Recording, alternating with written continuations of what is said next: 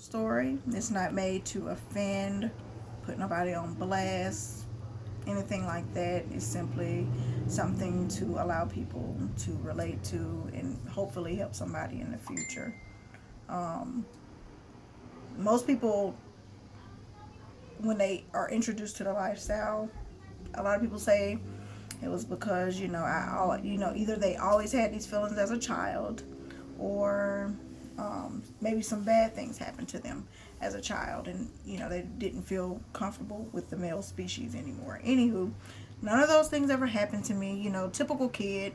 We played house, of course, hide and go get, and doctor and all that stuff, but I never really read any more into it. Elementary school, I was teased so much I didn't really think about boys or girls really. Of course, I liked a couple boys, but never thought that I was attractive enough. I did have little boyfriends here and there. They used to put the jacket on you, feel on you a little bit. Middle school, I was really focused because my mama put me in this really hard school, and I had to catch up. And so my first year, I really didn't, date or whatnot. I started dating in middle school, about seventh grade. I had female friends, black and white, but my mom was so protective. I really didn't get a chance to do the whole sleepover thing, or go to little gatherings. She wasn't trying to hear that. Um, then I guess high school, I say, would be the pivotal point in my life. I guess that's when I actually started feeling confident, thinking I was somebody, and I thought I was a little bit attractive. And I dated guys, and I never was very affectionate. I didn't do that holding hands and cuddling type shit. I wasn't that type. And it was more so, yeah, that's my boyfriend. He fine. That's me kind of thing. Or him claiming me or whatever. I remember trying out for an organization, and we had to have an interviewing process, and I knew most of the people that was a part of it, and I really actually didn't know that this particular female was a part of it, and I didn't really care for her from high school because I felt like she was stuck up, and she was one of those quote unquote mean girls. So went through the interviewing process, called my homeboy up. I was mad. I was like, why you didn't tell me, and this and that. And he was like, you good, you did really good, it's okay. Come to find out, I had to be in the presence of this female a lot. And so we were coming back from one of the meetings, and she had to drop me off at home. I didn't have a car in high school, so I caught rides and all of that. And it was her and another chick that was trying to be a part of the organization as well. And she was taking me home, and I don't know how we got on the subject, but she asked me, she said, so I heard that you were bisexual. I'm sorry, what? Me? No. No, I don't really even know what bisexual is. She was like, yeah, your friend. He told me you like girls and guys. It's like, no, I've never told anybody that. Mind you, I'm the type of person that used to watch Ricky Lake back in the day and be like, damn, can we have any other subject besides gay people? I think I was kind of a homophobic type person, or just one of those ignorant people that if you don't understand, you don't want to be a part of it kind of thing. So I was like, well, I'm sorry he told you that, but I'm not. So we're steadily driving down the street. And, the friend in the back seat was like, well, I'm bisexual. I was like, oh, okay, that's, hey, whatever floats your boat, I'm good. At this point, I can feel the tension building in my body. I get closer and closer to the car door. And so now I think they're laughing amongst themselves because apparently they know something I don't. I guess because they both were bisexual women or whatnot, and I'm very uncomfortable at this point, and you know, the driver of the vehicle got kind of confident within herself, and she slid her little hand over there and put it on my thigh, and I'm Just like, yo, I'm not like that. Yeah. So of course this ride couldn't get any quicker. Of course, to me it got a lot slower. Like I lived a little further. She pulled up. I got out the car. Thank you. Yeah, very uncomfortable. I think I sweated a lot that day. So, of course, I had to continue to go to the meetings and continue to see these two individuals. I don't judge people. That wasn't my place. Um, but I was around them a lot. I mean, I liked them as people, but I still was very uncomfortable. I actually got to know the particular female, the driver of the vehicle, and she was actually a pretty okay person, and we actually had a lot in common, and I actually started wanting to spend time with her, and we talked on the phone, we wrote letters back and forth, and we became really good friends. Well, she was one of those persistent females, and she was very persistent about me talking to her in that way, and I kept telling her, hey, I'm not gay, I'm not really like that, I like you, we can be friends, but I don't really feel you like that. So I'll say maybe a couple months later, she came to me and was like, well, Chan, I'm actually digging this other girl, and I think I'm going to talk to her. Okay, that's good, right? Wrong. I was mad. I didn't want to talk to her anymore. I cut off all ties. I'm like, well, you got a girlfriend. We don't need to be kicking it, and she get mad at me. You don't want to fight me and all this other stuff. And so we did stop talking for a while, and I guess her and the girl broke up, and we just got back connected again. And I actually was talking to her in this manner now, like as in having an interest in her. And we were leaving an event or practice or something like that, and she stopped at McDonald's and wanted to grab her a bite to eat. Back then I was slim and fine, so I was like, nah, I don't want nothing. I'm just gonna get something to drink. She's like, you sure? I got it. I was like, yeah, I'm sure. So we're riding home, and I was like, I'm not ready to go home yet. And she was like, okay, well, I'll pull over at the park and I'll eat my food, and we can just kick it and talk. And we kicked it and talked. And of course, any person who is interested, they feel like, okay, this is my chance. So you know, we talking, and she talking to me, and so one thing led to another, and I guess you could say that was my first female girl on girl experience. And I can tell that it aroused me a lot, because when I actually got home, my mom said, what you been doing? I said, what you mean? She's like, you smell like sex. I'm like, I ain't had no sex. I guess got a little hot and bothered back then. I didn't know what that meant back then, but I guess I got a little flustered.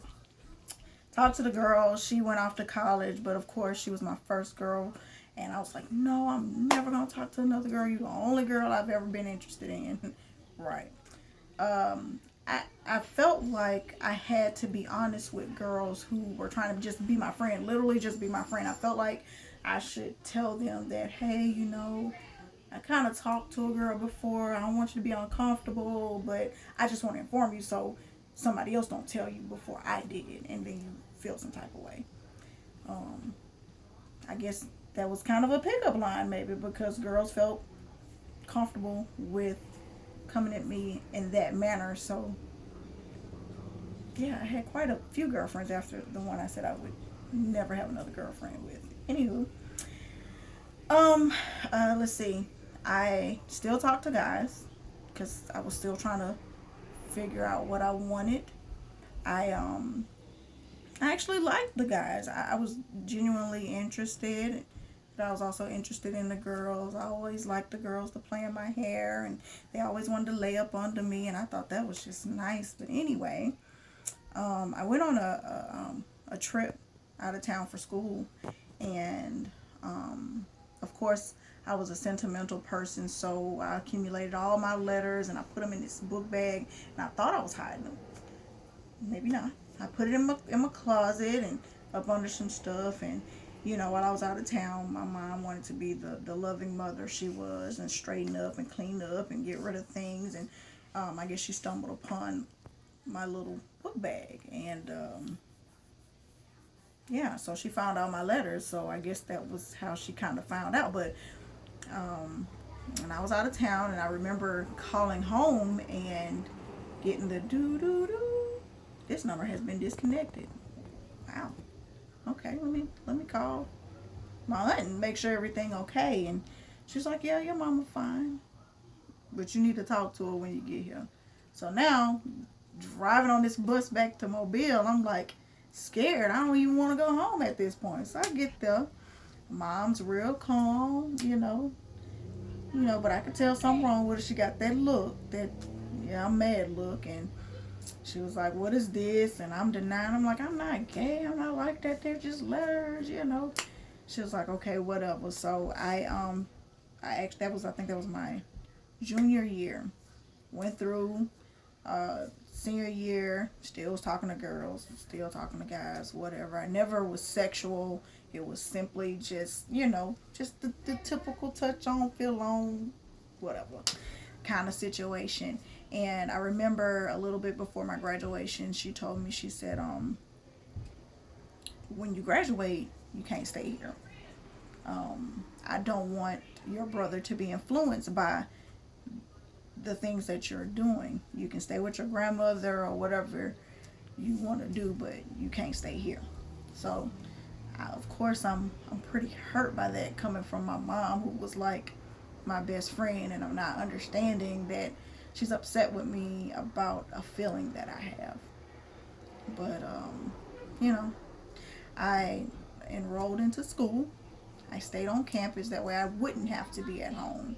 And of course, that allowed me to have more freedom. So, all the girls I talked to in high school, I'm hitting them up, trying to really experience what it's like to enjoy a woman without being scared to bring them home or scared to have them around my mom or whatever. And I was introduced to a girl who I considered to really be like my first real relationship. And she everything I thought was good. I thought that she was very into me, and I thought that the relationship was pretty okay. It was different because we were a lot more intimate, a lot more affectionate. We were around each other all the time instead of being high school, just seeing each other when you could. And we eventually started living together. Unfortunately, my mother was not feeling me being in a relationship with a woman, and she gave me a stipulation. And at this point, I was in love with the girl, so I was not going to give up who I was in love with because my mother was, to me, being selfish and judging me, and I felt like she should have been more loving and loved me, basically, and loved me no matter what. Well, needless to say, my mother stopped talking to me, and back then I thought it was just her being biased against the situation, but later found out she really just didn't like that person. But when you're in love with somebody or you love somebody, you only see it for at face value. You don't really go into depth about what it could possibly be. So my mother and I did not talk for the 3 years that I was with this young lady, which I wish we did because I went through hell in my first relationship. It was so bad that I was like, is this really something that I want to be a part of? Am I really gay? Am I really wanting to be with women? Because this first relationship is not proving to be something that I want to be a part of. It started off all great and loving, and it turned totally sideways. And it was nothing that I felt like I did. I provided, I worked. This person wasn't the most stable person, but I allowed them to be in stable situations, paying bills and making sure everything was copacetic. That was not the best relationship. I really thought that I wasn't gonna um, be with women after that. From the cheating and the lying and all of that, it really tore me down. I really became so engulfed in this relationship that I forgot who I was. Like, I lost myself because I was so into making her happy and doing things for her that I totally, completely forgot about me.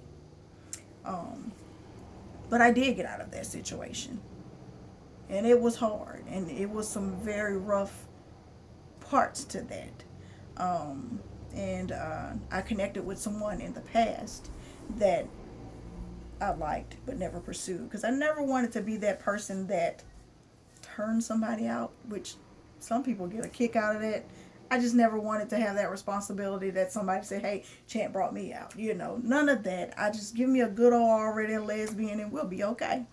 Um, so when I started talking to her, I really started to get comfortable with me and even find myself sexually and to be comfortable in my skin.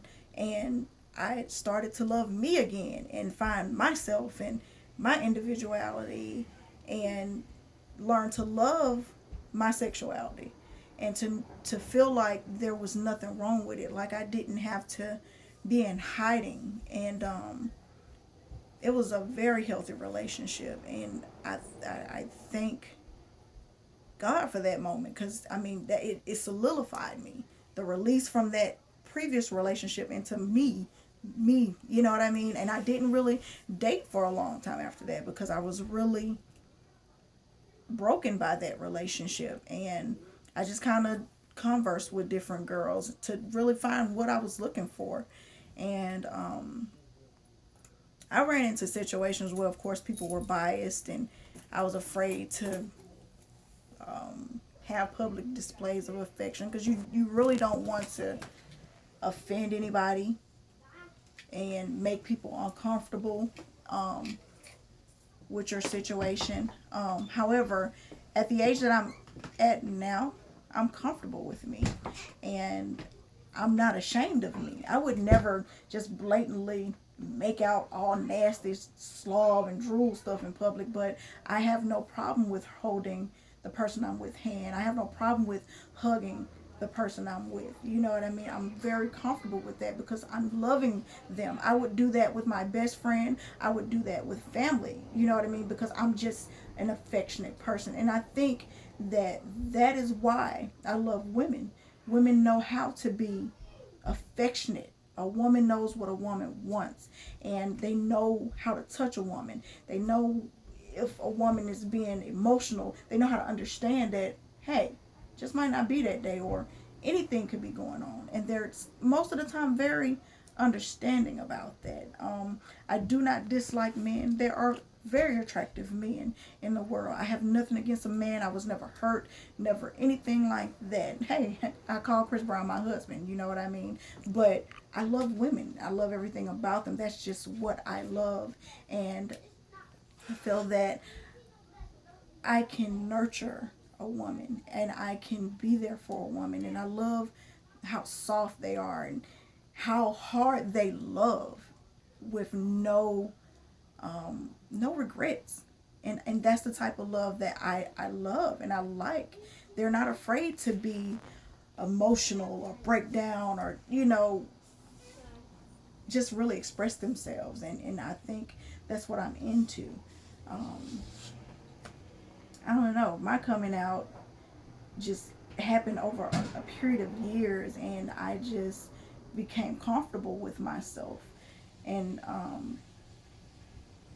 the time is very different now than it was when I was in high school. I felt very confined, not only for myself, but because family's sake. And, I had family to, talk about me and call themselves coming out or blasting me to my mother. And it was hard because I wanted to control how I felt, but I couldn't. This is how I felt. I wasn't ashamed of it, but I also didn't like the backlash that came with it. Um, but I think in the time that I'm in now, I'm okay with me being a lesbian, me loving a woman, me not being afraid to voice that and to display that. And I love the lesbians that I'm around because they're positive people, regular people, mothers, professionals, business owners, bosses, you know what I mean? And it, me loving a woman is nothing different from a woman loving her husband. And when I'm in a relationship, I love hard, and I wouldn't change that. I'm not ashamed of that. So if you are at a point where you don't know, it's okay not to know. you have to find yourself, and don't rush it, and don't feel like you have to make that decision, because it'll be made in yourself. And for people who are conflicted spiritually, I never lost my spiritual self. My spirit is what got me through a lot of things. My love for God has got me through more stuff than anything to deal with sexuality or anything. If I didn't have that place, or always had that love for my father, my true father, then I wouldn't have made it through a lot of things that had nothing to do with my sexuality. I don't feel ashamed of it. I talk to him about it. I said, send me a good woman, Lord. You know I need it. You know, and most people may feel some type of way about that, but just like these women who pray for husbands, I pray for a wonderful wife to share my life with, and to have children with, and to build a name for myself and my family. And you know, I don't want anyone to be ashamed of who you are, because you are beautiful, and God loves you imperfect in all. There is no such thing as perfect. So thank y'all for listening.